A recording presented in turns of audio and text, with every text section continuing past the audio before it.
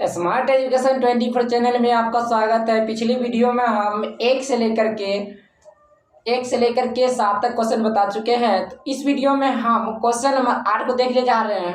Class 8 प्रश्न number 2.2 का question number 8 देखते हैं इस वीडियो में क्वेश्चन क्या कहता है।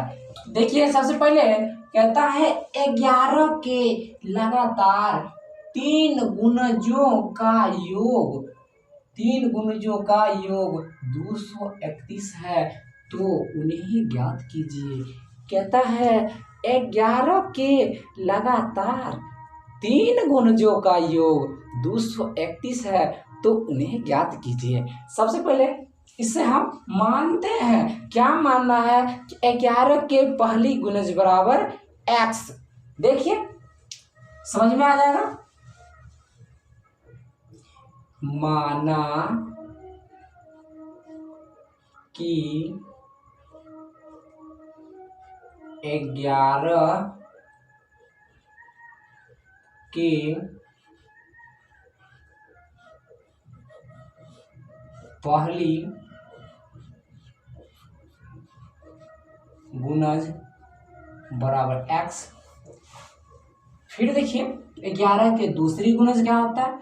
टोटल 3 गुणज है, टोटल यहाँ पर 3 गुणज है, तो हमें पहली, दूसरी और तीसरी गुणज तक मानना है।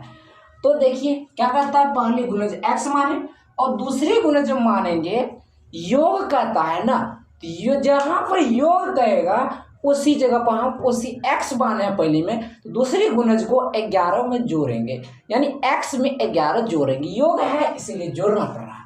तो यहाँ पे 11 के दूसरी गुणज बराबर x और प्लस 11। चलिए अब तीसरी गुणज मानते हैं। देखिएगा ध्यान से, 11 के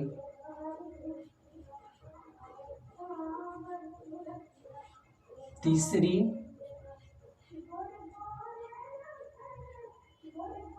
गुणज बराबर x और प्लस 11 नहीं जोड़ेंगे, तो 11 एक बार जोड़ दिए थे, इसी को 11 दूनी 22 जोड़ना है। तो कितने जोड़ना है, x प्लस 22, क्योंकि एक बार 11 जोड़ दो क्या उसके बाद 22 जोड़ेंगे, टोटल 3 गुणज हो गया।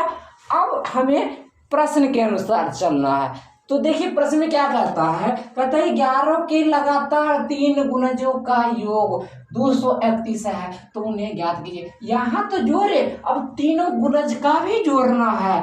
प्रश्नानुसार लिखेंगे, प्रश्न से या प्रश्नानुसार लिख सकते चलेगा।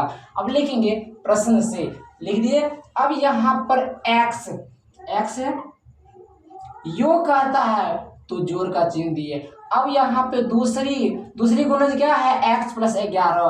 अब यहाँ पर x प्लस 11, ठीक है। अब फिर कहता है योग करने के लिए x प्लस 11 कर दिए, प्लस फिर x प्लस 22 करेंगे, तो x प्लस 22, ठीक है, यहाँ कर दिए। अब इस तीनों का योग कितना है, 231 है, तो यहाँ पर बराबर में 231 लिखेंगे, ताकि निकालते समय में हमें ये पता चले कि तीनों को जोड़ने पर क्या 231 पूर रहा है।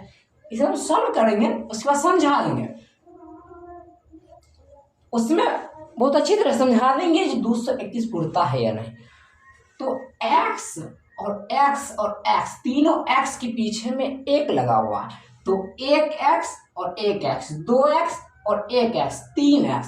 अब यहाँ पर लिखेंगे 3x प्लस 11 भी उतारेंगे और 22 भी उतार देंगे। हो सके तो इसे जोड़ देते हैं, लेकिन हम भी फिलहाल में उतार देते हैं। 11 प्लस 22। अब 3x कहाँ से आया, यहाँ का 1 था, यहाँ भी 1 था, यहाँ भी 1 था, 1 है नहीं, छुपा हुआ है, तो 1 2 और 1 3, तो 3x प्लस 11 और प्लस 22, तो 22 यहाँ से लिखें और बराबर में 231 भी लिखते हैं। 31 चलिए ठीक है, अब आगे देखते हैं क्या है इसी में। अब क्या करेंगे, एक्स वाला को एक तरफ करेंगे और अंक वाला को इस साइड करेंगे। करने से पहले इससे हम इस दोनों को जोड़ लेते हैं। तो 3x प्लस 11 और 22 को जोड़ेंगे तो 33 होता है, बराबर में 231।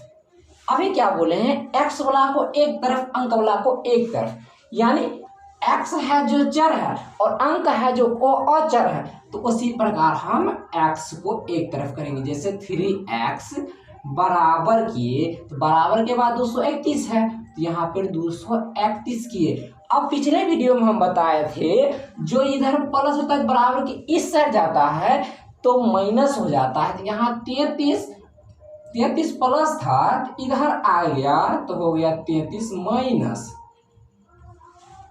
ठीक है, अब क्या करेंगे, 3x को सेम जैसे है वैसे उतारेंगे। उतार दिए, बराबर में अब 231 में से 33 को घटाना है तो हो गया मेरा 100, यहाँ पे 198। नहीं तो निकाल के देख लेते हैं। 231 में 33 घटाना है, देखिए कैसे होता है। इसमें पहले चले 11 में से 3 गया 8, यहाँ 12 में से 3 गया 9,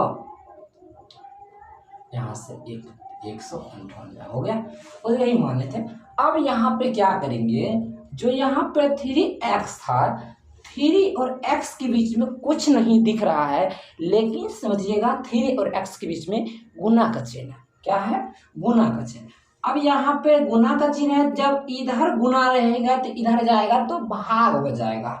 तो यहाँ पर हम x को इस साइड रखते हैं और 198 और इधर गुना में है तो इधर आके बट्टे में चल जाएगा, यानी भाग में चल जाएगा। भाग का मतलब ही बट्टा, बट्टे का मतलब ही भाग। अब यहाँ पे भाग में चल जाएगा तो बराबर में हो गया, बट्टे में हो गया 3। अब इससे 198 में 3 से भाग देंगे, इसे मिटा करके 198 में 3 से भाग देते हैं तो 3 छके 18। यहाँ पे ये 9 में से 8 गया तो एक में से गया कट गया, अब उसके ऊपर उतरा 8 तो 3 छके 18, तो टोटल कितना हुआ मेरा, ये 18। तो इसका उत्तर यानी x का मान हमें 66 निकल गया। समझ में आ गया होगा तो बहुत अच्छी बात है। अगर नहीं समझ में आया होगा तो कमेंट जरूर कीजिएगा।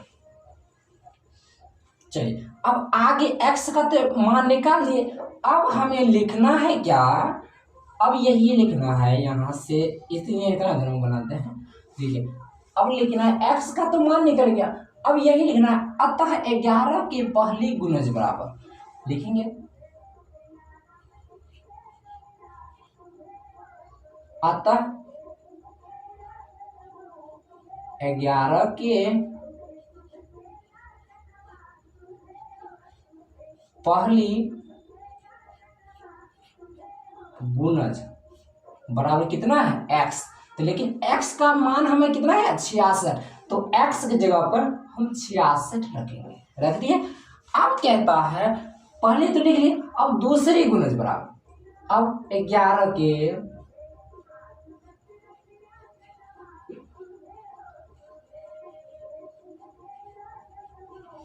दूसरी गुणज बराबर क्या है, x। जैसे x और प्लस में 11 है तो यहाँ पे x की जगह पर हम 66 रखेंगे और प्लस में यहाँ पर गुणज नहीं लिखे, हम यहाँ पर गुणज लिखते हैं। तो गुणज यहाँ पर तो लिख दिए।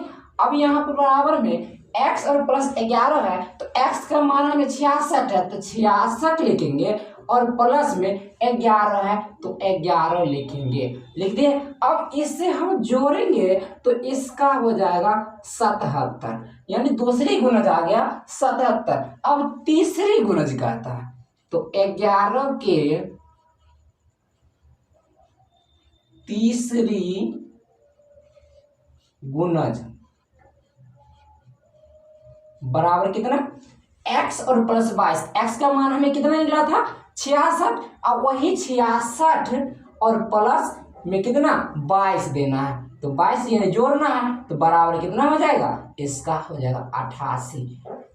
तो इसका उत्तर, तो पहला का आंसर हो गया, पहला गुणज हो गया 66 और दूसरा गुणज हो गया 77 और तीसरा गुणज हो गया 88। तो सबसे पहले देखिए आंसर तो आ चुका है, लेकिन लगातार गुणज है, लगातार गुण 3 गुणजों का योग 231, तो लगातार है, यहाँ 66, यहाँ 77, यहाँ 88 लगातार है। अब कहता है योग 231 होना चाहिए, तो इसका भी आप लोग जान सकते हैं। जैसे यहाँ पर 66 प्लस 77 और प्लस 88 बराबर कितना होता है, हम यहाँ पे सॉल्व कर देते हैं और यहाँ पे लिख देते हैं। जैसे 66, 77 और 88 कितना होता है, जरा जोड़ करके देखेंगे तो 6, 7, 13, 8, 21 की एक हासिल 2, तो 6 2 हासिल था, 6 2 8 7 15 8, 15 और 8 कितना होता है, 23 होता है। क्या 231 पूर्ण रहा है? यही तो पूर्ण रहा है, यही तो हमें प्रूफ करना था 231, बल्कि हम ये प्रूफ करके दिखाए हैं। आंसर मेरा क्या हो जाएगा, पहली गुणज 66, दूसरी गुणज 77 और तीसरी गुणज 88। अगर यह वीडियो आपको अच्छी लगे तो लाइक कीजिए, शेयर कीजिए और चैनल पर नए होंगे तो चैनल को सब्सक्राइब जरूर कीजिएगा और कमेंट अधिक से अधिक कीजिएगा। लेकिन आप लोग वीडियो देख लेते हैं, कमेंट नहीं करते हैं, कमेंट जरूर कीजिएगा, तब तो हम देखेंगे कौन कौन वीडियो देखे हैं कि नहीं देखे हैं। कमेंट करने से पता चल जाएगा, कमेंट भी किया कीजिए। Thank you.